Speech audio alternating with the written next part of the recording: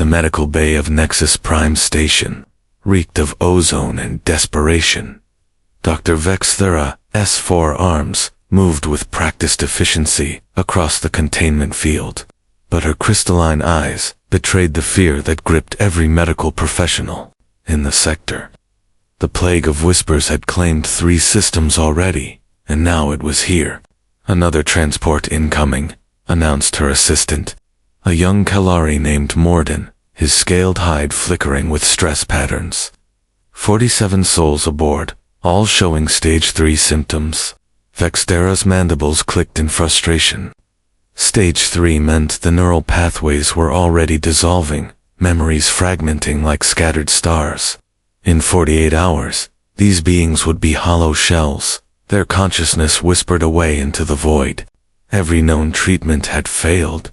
The Confederation's finest minds had thrown themselves against this disease for months, only to watch it adapt and evolve past their efforts.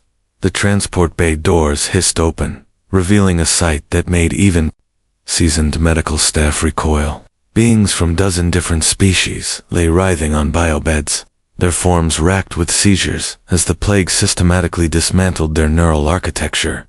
Among them, a single figure stood upright, a human, unremarkable in appearance, supporting a collapsing Genti female with gentle hands. "I need a medic over here," the human called out, his voice steady, despite the chaos. Her pulse is erratic, but she's still responsive. Vexthera rushed over, her scanners already active.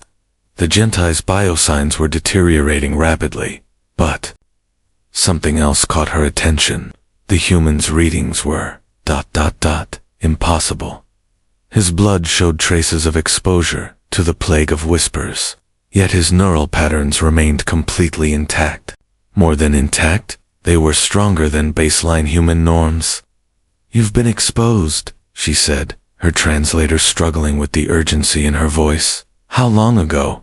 The human, his identification chip, red cane, thorax, looked at her with eyes that held depths she couldn't fathom. 6 days, maybe 7.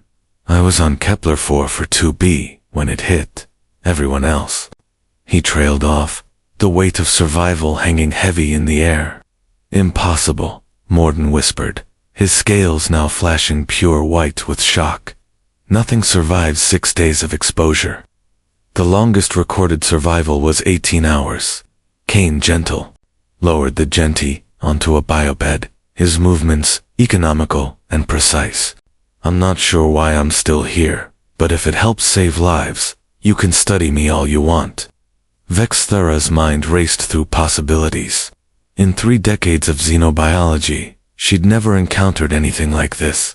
The human's cellular structure showed no signs of the plague's characteristic breakdown, no neural degradation, no systemic collapse. If anything, his immune system appeared to be actively fighting something, producing compounds she'd never seen before. "We need to run a full-spectrum analysis," she told Morden. "Everything: blood, tissue, neural fluid, quantum resonance patterns, and isolate him immediately." As they prepared the containment suite, Vexthera couldn't shake the feeling that this unremarkable human might be the key to saving not just Nexus Prime, but every living being in the affected systems. The plague of whispers had seemed unstoppable, but perhaps it had finally met its match in the most unlikely of places: human biology. The station's emergency klaxons continued to wail as another transport docked, but for the first time in months, Dr. Vexthera felt something she'd almost forgotten. Hope. Part 2. The anomaly. The isolation ward hummed with enough scanning equipment to power a small moon. Kane Thorax sat calmly in the center of it all, seemingly unbothered by the 12 different energy beams, analyzing every molecule of his being. Dr. Vexthera watched the readouts with growing amazement, her 4 arms dancing across holographic displays that defied everything she thought she knew about biology. "The molecular structure is unlike anything in our databases," reported Dr. Helenix, the station's chief biochemist. The elderly Vorthan's skin had shifted to a deep purple, a sign of intense concentration among his species. "His blood contains compounds that shouldn't exist."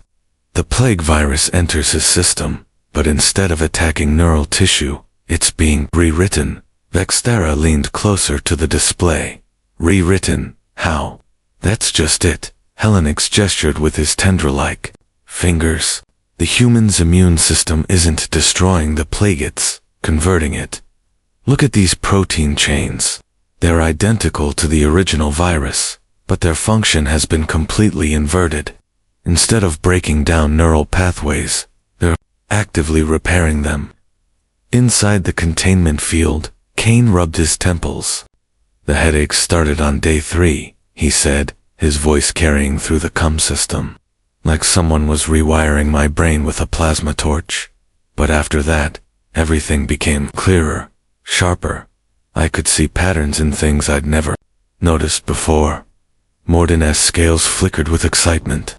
Dr. Vextera, you need to see this. He pulled up a neural scan, the 3D projection rotating slowly in the air. His brain activity is off the charts. Neural density has increased by 40% since he arrived. New synaptic pathways are forming in real time. The implications crashed over Vextera like a tidal wave. The plague of whispers wasn't just a disease, it was incomplete. Somehow, human biology was providing the missing component, the key that transformed a neural destroyer into a neural enhancer. We need to synthesize this, she said, her mandibles clicking rapidly. If we can isolate the compounds his body is producing and introduce them to the plague virus in a controlled environment. Already on it, Helenix interrupted, his skin now cycling through rapid color changes. But there's a problem. The synthesis requires living human tissue as a catalyst. The compounds break down within minutes of being separated from his bloodstream. Kane's laugh was bitter. Of course they do. Nothing's ever simple, is it? Through the observation window, they could see the medical bay filling with more victims. A crystalline choir from the Andromeda cluster had arrived, their harmonic voices now discord and pain. A family of Zeft traders clutched each other, as their hive-mind connection slowly dissolved. Time was running out. How much blood can you safely give? Vextera asked, hating herself for the question. All of it, if necessary, Kane replied without hesitation. But I don't think that's the answer. Your scans show the compounds are concentrated in very specific cells. If we can figure out how to trigger their production in other humans, there are no other humans in the affected systems, Morden said quietly. The nearest human colony is 3 jumps away, and travel through infected space is suicide, Kane finished. I know. But there might be another way. He looked directly at Vextera through the transparent barrier. The enhancement isn't just resistance to the plague. It's adaptation. My body learned to fight it, to transform it. If we can figure out how to teach other species' immune systems to do the same, Vextera felt her heart's racing. It was ambitious, beyond reason, unprecedented in medical history. But as another transport docked outside, and the death toll continued to climb, she realized they were past the point of reasonable solutions. They needed a miracle, and maybe, just maybe, they'd found one in the blood of a human who refused to die. The lab had become a maze of bioreactors and quantum synthesizers, with Dr. Helenix at the center, like a conductor leading a symphony of science. 72 hours had passed since Kane's blood samples had been distributed across 12 research teams, and the results were staggering. The adaptive proteins are incredibly complex, announced Dr. Yolandra, an XRE specialist whose bioluminescent patches pulsed with excitement. They're not just fighting the plague, they're learning from it. Each generation of the virus faces a more sophisticated defense. Vextera studied the holographic models floating before her. The plague virus, rendered an angry red, twisted and writhed as it encountered Kane's modified immune cells, shown in brilliant blue. But instead of the typical immune response of destruction, something extraordinary happened. The virus was being systematically deconstructed and rebuilt. It's like his body is performing molecular surgery, she murmured. taking apart the plague's destructive elements and reassembling them into something beneficial. Kane, who had been moved to a more comfortable containment suite, watched the proceedings with intense interest. His condition had continued to improve. Neural scans showed his cognitive capabilities had increased by nearly 60%, and his physical stamina had doubled. Whatever the plague had become in his system, it was transforming him into something more than human. The question is, Helenex said, his skin cycling through contemplative greens, can we replicate this process in other species? Human physiology is notoriously stubborn about accepting foreign genetic material. Not foreign, Kane interjected from his containment. Adaptive. The compounds aren't trying to change other species into humans. They're trying to teach each species to optimize their own immune response. Morden looked up from his workstation, scales bright with discovery. The first trials are ready. We've synthesized enough of the adaptive compound to treat 50 subjects. The molecular structure has been modified to interface with non-human biology. The first test subject was a Genti engineer named Kalmora, one of the earliest plague victims. Her neural degradation had progressed to stage 4 complete memory loss and motor function breakdown, according to every medical text in the galaxy. She was beyond saving. Vexthora personally administered the injection, her hands steady despite the magnitude of the moment. The modified compound, glowing with a soft blue light, entered Kalmora's bloodstream and began its work. For 6 agonizing hours, nothing happened. The Genti's vital signs remained flat, her neural activity barely registering. Then, like dawn breaking over a dark world, something changed. Neural activity spiking, reported Morden, his voice tight with disbelief. Synaptic pathways are regenerating. Memory centers are coming back online. Kalmora's eyes fluttered open, focusing with a clarity that hadn't been there in days. Where am I? She whispered in accented galactic standard. You're safe, Vexthera assured her. Do you remember your name, Kalmora? Engineer, 2nd class, Stellar Dynamics Division. Her voice grew stronger with each word. I was sick. The plague. Everyone was dying. The observation deck erupted in cheers that could be heard throughout the station. The first successful treatment of stage 4 plague infection in galactic history had just occurred, and it was all thanks to the blood of a human who had refused to surrender to an impossible disease. But even as they celebrated, Vexthera knew their work was far from over. They had perhaps days before the plague adapted to their new treatment, and 50 doses wouldn't be enough to save the millions of infected souls across 3 systems. We need to scale production, she announced to the team, and we need to understand why this worked. If we can decode the fundamental mechanism, we might be able to create a permanent solution. Kane smiled from his containment suite, his enhanced mind already working through the possibilities. Doctor, I think we're going to need a bigger lab. The industrial replication facility on Deck 7 had been transformed into something resembling a cathedral of science. Massive bioreactors, hummed with purpose, each one capable of producing thousands of doses of the adaptive compound. Dr. Vexthera stood at the central command platform, coordinating the most ambitious medical manufacturing operation in galactic history. Production is at 12,000 doses per hour, reported Chief Engineer Brickstell, a Corthany whose mechanical augmentations allowed him to interface directly with the facility's systems. But we're hitting a bottleneck. The synthesis process requires a constant supply of the base catalyst from the human subject. Kane had been moved to a specialized medical suite connected directly to the production line. Automated systems carefully extracted blood samples every few hours, his enhanced physiology allowing him to maintain the donation schedule without weakness.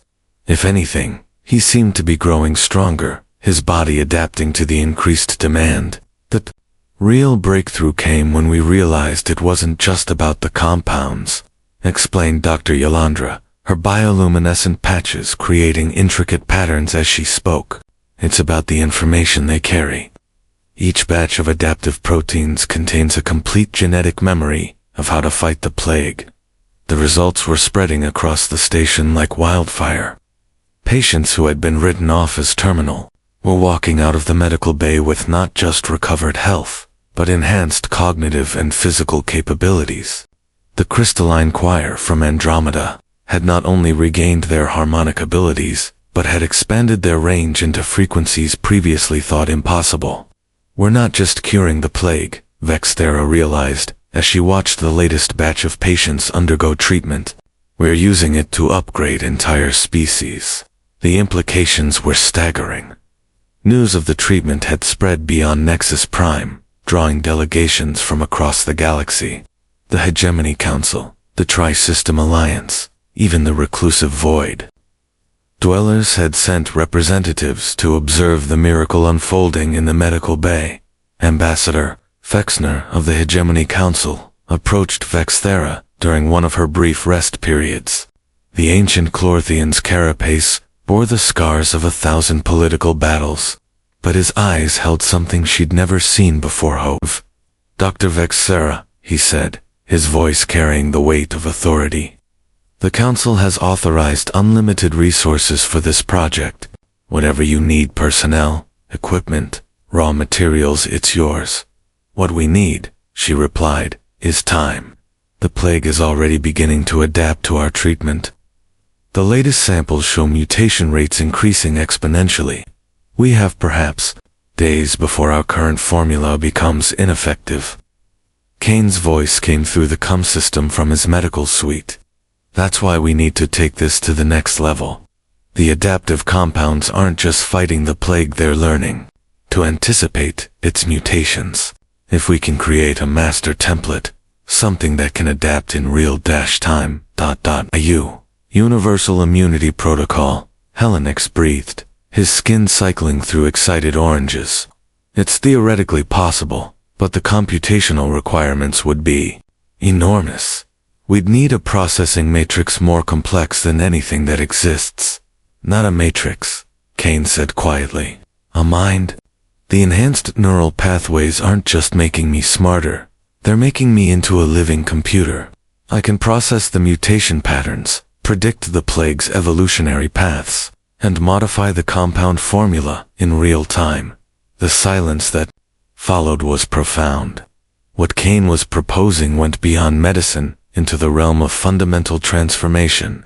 He was offering to become a living guardian against not just the plague of whispers, but any similar pathogen that might threaten galactic civilization.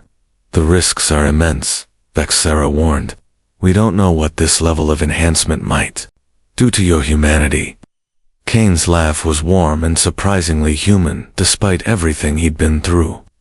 Doctor, I stopped being just human the moment I survived my first day with the plague. The question isn't whether I'll remain human, it's whether I can become something better. Something that can protect the galaxy from threats we haven't even imagined yet. As the next batch of patients arrived from the outer colonies, Vexthera realized they were standing at the threshold of a new era. The plague of whispers had been intended as a weapon of mass destruction, but human stubbornness had transformed it into something else entirely, the key to galactic evolution. The neural interface chamber resembled something from the dreams of ancient gods, a crystalline sphere, suspended in a web of quantum processors, with Kane at its center.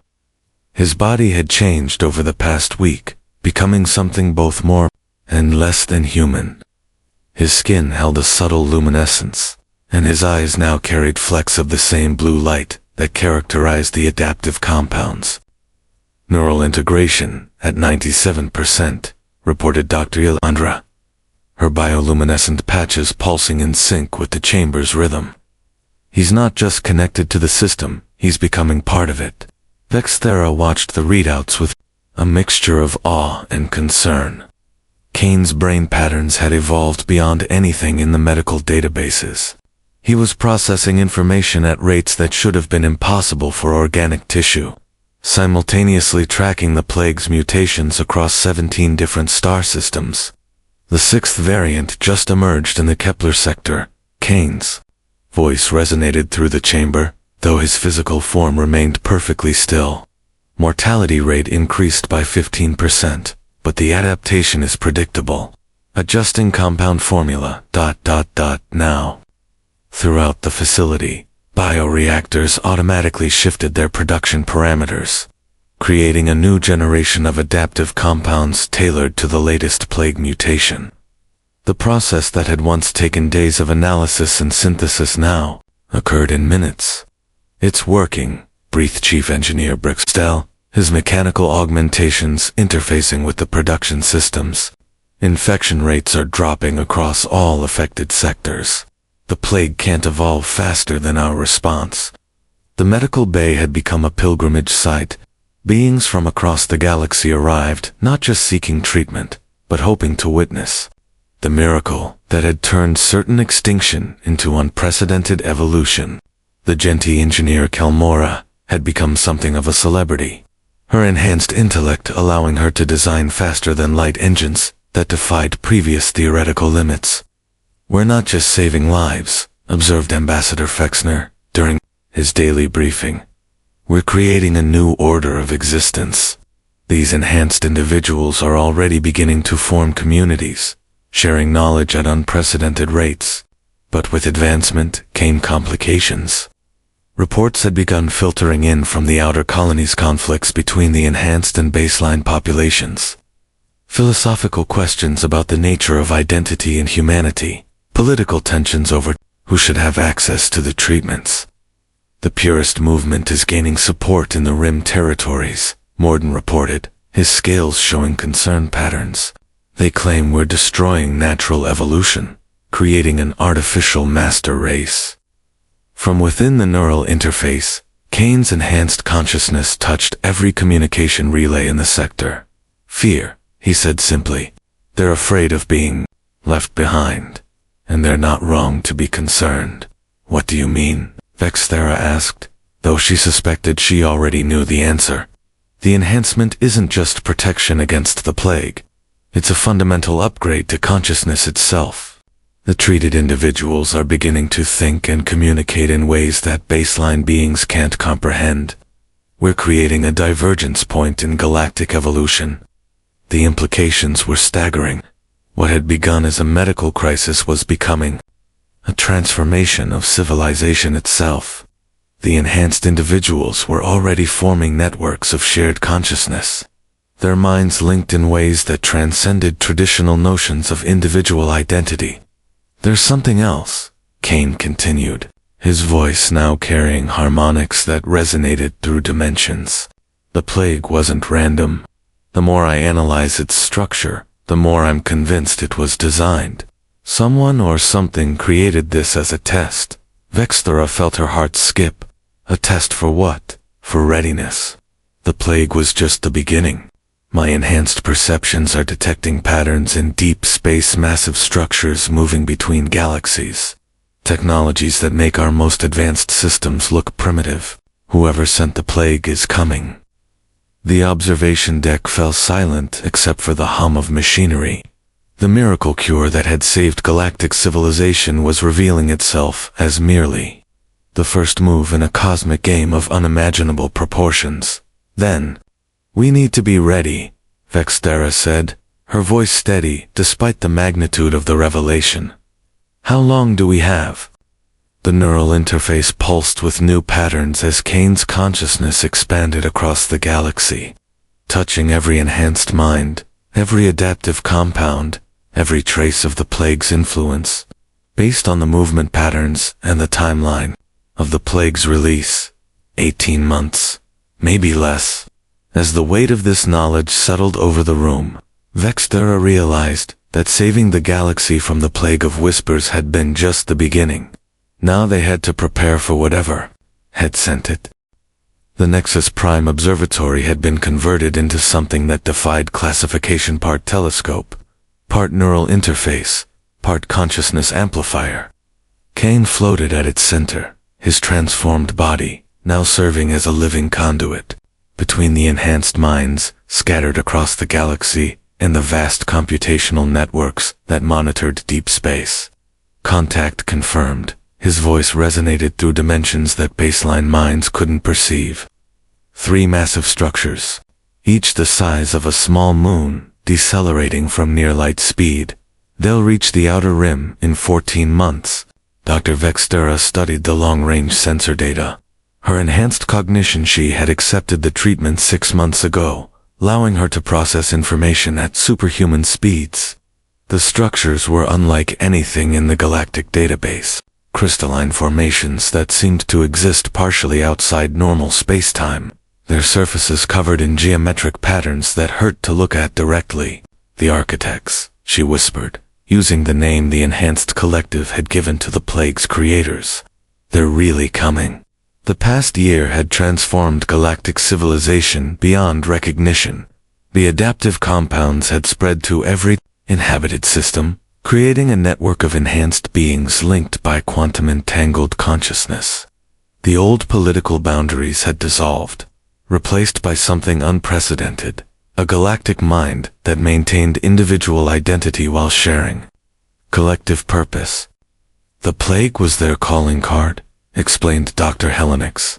His Vorthan physiology adapted to process information through chromatophore displays that created living equations across his skin, a way to identify species capable of transcending their biological limitations. Ambassador Faxneek, now enhanced and serving as the voice of the old governments, approached the central platform.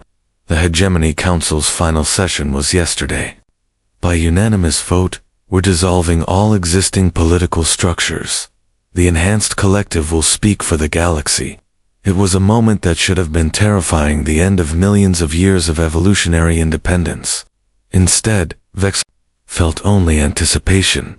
The individual minds that made up the collective had not been subsumed. They had been amplified, their unique perspectives contributing to a symphony of consciousness that was greater than the sum of its parts. The architects are broadcasting, Kane announced, his awareness now spanning light years. It's not language. As we understand, it's pure information, mathematical concepts that describe realities beyond our dimensional framework. The message, when it came, was overwhelming in its simplicity and scope. The architects were gardeners of consciousness, traveling between galaxies to identify and nurture species capable of transcending their origins. The plague had been their test, and humanity's response had proven the galaxy worthy of advancement. They're offering us a choice, Kane translated, his enhanced mind serving as an interpreter for concepts that existed beyond normal space-time. Join the greater collective that spans the universe, or remain isolated in our local galactic cluster. But the choice must be unanimous. Every enhanced consciousness in the galaxy must agree. The debate that followed lasted nanoseconds in real time, but encompassed billions of individual perspectives. The Enhanced Collective considered the implications. Joining would mean access to technologies and knowledge beyond imagination, but it would also mean abandoning the familiar galaxy that had been their home. Vexthera felt the weight of the decision pressing against her consciousness. As one of the first to be enhanced, her perspective carried significant influence in the collective deliberation. She thought of the dying patients she had treated, the species that had been saved, the incredible journey that had brought them to this moment. We accept, she announced, her voice carrying the unanimous decision of 17 billion enhanced minds, but we do so as equals, not as subjects.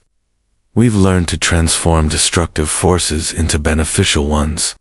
We can offer that perspective to the greater collective. The response from the architects was immediate and overwhelming approval. Welcome, and something that might have been joy transmitted across impossible distances. The crystalline structures began to change, their geometric patterns shifting to accommodate new forms of consciousness. The transformation begins now, Kane announced, his form beginning to dissolve into patterns of light and information.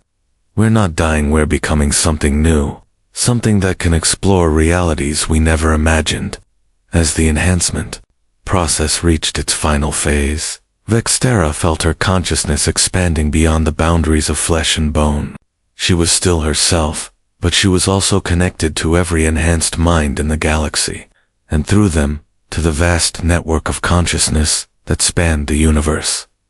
The Plague of Whispers had been intended as a test of worthiness, but it had become something more, a catalyst for the greatest transformation in galactic history. Humanity's stubborn refusal to accept defeat had not only saved their species, but had elevated all of galactic civilization to a new level of existence. In the end, one human's blood had changed intergalactic medicine forever, but the real miracle was what came after, the transformation of biological life into something that could survive and thrive among the stars themselves, carrying the memory of their origins while reaching toward infinite possibilities. The galaxy had been saved, but, more importantly, it had been transformed, and in that transformation, the true nature of consciousness itself had been revealed, not as an accident of evolution, but as a fundamental force of the universe, capable of growth, change, and transcendence beyond any limitation. The stars themselves seemed to pulse with new life as the enhanced collective took its first steps into a larger cosmos, guided by the wisdom of species that had learned to transform their greatest threats into their greatest strengths.